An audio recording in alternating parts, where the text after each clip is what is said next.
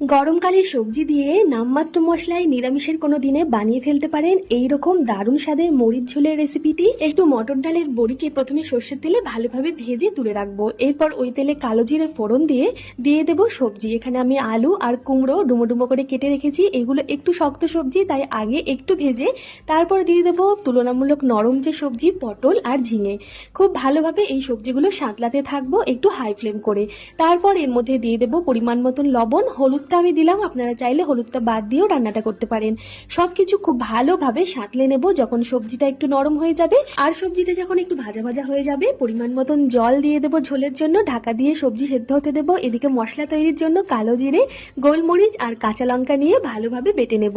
সবজি খুব ভালোভাবে সেদ্ধ হয়ে গেলে এই বাটা মশলার সাথে একটু দুধ দিয়ে ভালোভাবে গুলে এই সবজির ঝোলের মধ্যে দিয়ে দেব। ভাজা বড়িগুলো দিয়ে নামানোর আগে কাঁচা লঙ্কা, ঘি, একটু মিষ্টি দিয়ে ফুটিয়ে নামিয়ে নেব।